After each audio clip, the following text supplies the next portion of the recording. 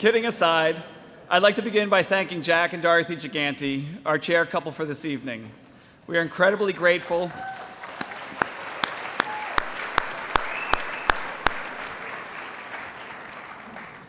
We are incredibly grateful for all you have done, not only tonight, but since we opened our doors 15 years ago, to support our students and me personally in so many ways. Thank you both so much.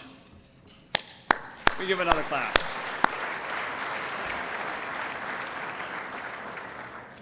I would also like to offer our gratitude to the wonderful Gala committee that helps to make this a special event every year. Their talent and leadership are the driving force behind our success. They are listed in your program books found at your table. Please know that we are incredibly grateful for all you do to support our students at CTK. It's been a pleasure to work with you again this year. And finally, on behalf of our board chair, Rocky Carey, Katie Olson, our school principal, Tara Sullivan, the vice president of our corporate work study program, our entire faculty and staff, our students and their families, I'd like to thank you all for joining us this evening for our 15th annual King of Hearts celebration.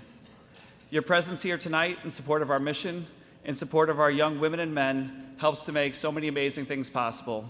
Thank you all very much.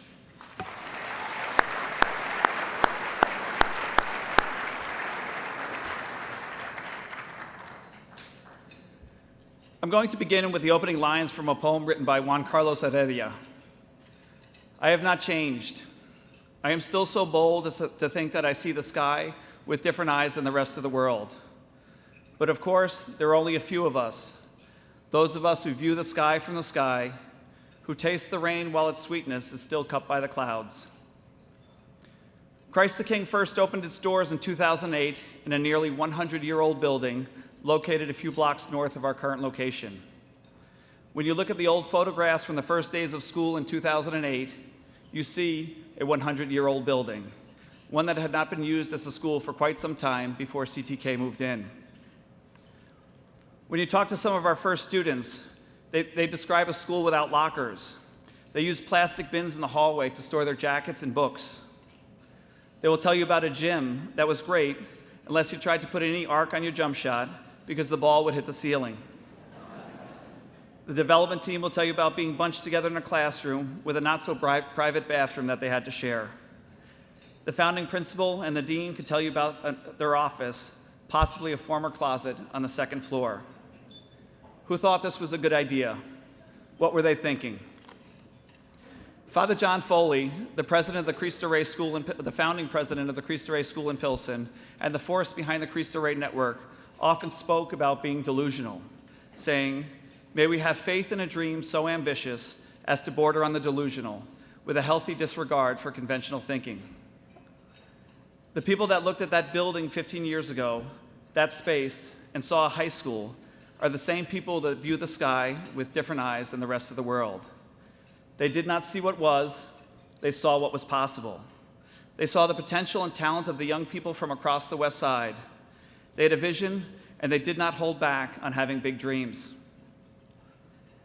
From the glamour of this ballroom, if I asked you to close your eyes and picture the West Side of Chicago, to picture the 7-mile stretch of Jackson Boulevard, Madison Street, Lake Street, or Chicago Avenue that leads to the Austin community from downtown, what would be the first images that come to mind? What would be the first sounds, the first smells that you would imagine? Would you picture the vibrant church communities of New Mount Pilgrim, New Landmark Missionary Baptist Church, or Our Lady of the Angels? Would you see people playing golf at Columbus Park, or young kids playing football in Garfield Park? Would you hear the Green Line rumbling through the neighborhoods, carrying people to and from work and school? Would you imagine a family in the backyard laughing and listening to music with the smell of great barbecue floating over fence lines? Would you picture the Garfield Park Conservatory and the serenity that can be found walking through the beautiful gardens? Or would you see an ambulance and a police car at Stroger or Sinai Hospital with a news reporter standing out front sharing statistics detailing the violence from the past weekend? Would it be the neglected school buildings near Christ the King on Jackson or Madison that have sat vacant for nearly 10 years? Would it be the vacant lots throughout East and West Garfield Park, North Lawndale, or Austin, strewn with litter and that are in desperate need of investment. All of these things are present, but there is a tension or incongruence between the different images, the different smells, and the sounds. One morning in the days leading to the start of school, I stood on the corner of Leamington and Quincy, the northwest corner of our building, looking down at a pool of blood, a vestige of the violence from a few hours earlier. The blood had not yet dried, and flies were still buzzing about. Across the street in Moore Park, there were young children playing as part of a Park District program. For many, this is where the bold dreams unfurl and vanish. People become mired in the vacant lots. They become fixated on the violence and suffering. They no longer view the sky from the sky, but through the grit and the grime of a bloody sidewalk. Behind me on that same corner, Christ the King rises above the houses on the surrounding streets. It is a bold statement resulting from the faith and dreams that bordered on delusional. It stands as a testament to our faith in the young people from Austin and the surrounding communities. It helps to foster, develop, and breathe life into their dreams, the bold dreams of tomorrow. When Brianna went to her first day of work at Advocate Good Samaritan Hospital in 2008, did anyone see her supervising other nurses at Illinois Masonic Hospital as she is doing today? When Aldante first walked through the doors at Nixon Peabody, did anyone believe he would be our valedictorian, the first in his family to graduate from college, a LaSallian volunteer in New York, and now working at a school in Philadelphia? And for those of you that know him, probably still a Trekkie. He gave the speech here about 7 years ago and talked about Star Trek.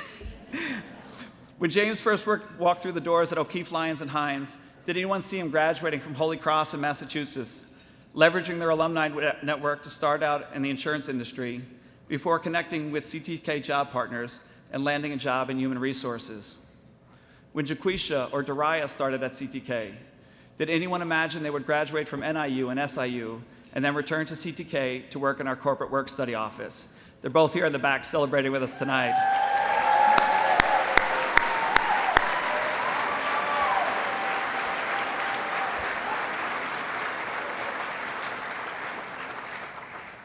When Eli began his work study job at Gallagher in 2014, did anyone see him graduating from Boston College and begin working from one of their subsidiaries in Atlanta as his first job out of college? When Mackay walked through the doors at Kirkland and Ellis, did they imagine he would win our Ignatian Identity Award at graduation before heading off to Illinois State, where he is today, working 25 hours a week at a discount tire nearby to help pay for his school expenses? When Naima started at Christ the King in 2012, quiet and shy, except on a basketball court, did anyone imagine her coming back to deliver our alumni dress for one of our college signing days and to talk about her experience at Dominican University and now as a nurse at Christ Hospital?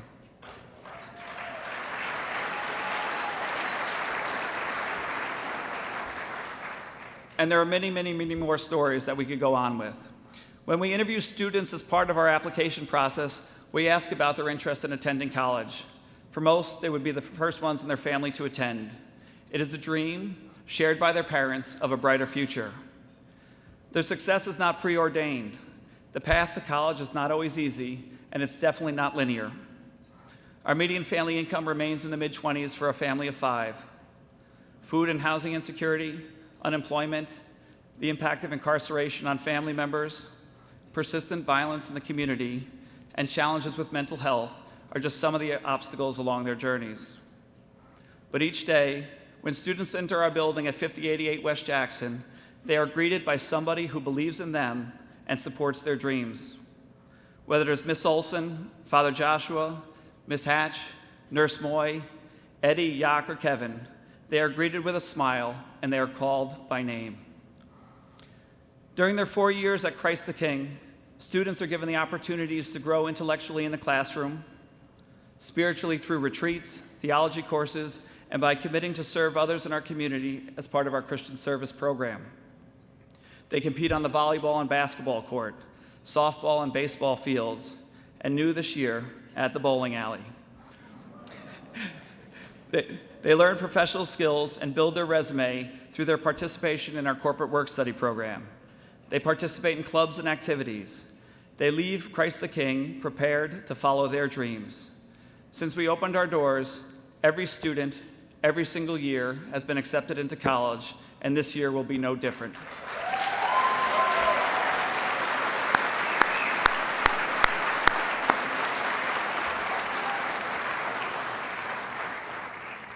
As a school community, we are not done dreaming.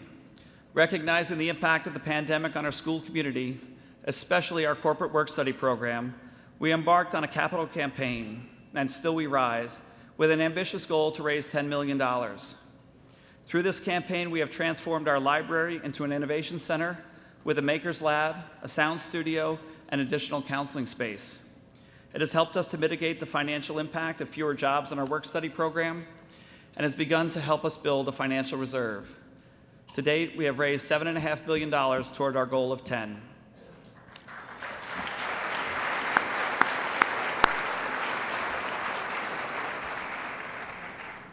If you are interested in helping us get to the finish line, please talk to me about how you can get involved. These new spaces will help support our students in so many ways, especially with the further development of STEAM skills for our students interested in pursuing careers in science, technology, engineering, the arts, and math. We continue to believe in our students, so we continue to invest in their future. The next line of Father Foley's quote states, "Through the Spirit who lives in each one of us, we should expect, if we follow Jesus, to accomplish absolutely novel and startling things." Christ is present in each one of us, our students, and in the beautiful building we have on Jackson Boulevard. This is what we expect of all of our students, that they will accomplish novel and startling things. We believe in their dreams and expect that as men and women for and with others, they will go out and set the world on fire. I would like to thank you all for coming this evening. Because of you, our students have countless opportunities to taste the rain while its sweetness is still cut by the clouds.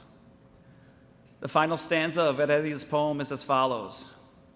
"Here is your brush. I have saved this one just for you. Now come, take my hand." Your hands, your heart, provide this brush to our young men and women, helping them to paint brighter futures, rooted in faith, and so ambitious as to border on the delusional. I want to thank all of you for walking with us in the creation of a hope-filled future for our young people. Many of you have walked with us since we opened our doors in 2008. Others have been inspired by the mission and have joined us along the way. Tonight, as we celebrate 15 years, we invite you to continue your generous support of our mission and our students at Christ the King. And now, as we begin our live auction and paddle raise, I remind you that we never ask you to give until it hurts. We only ask you to give until it feels good. Thank you very much, and God bless.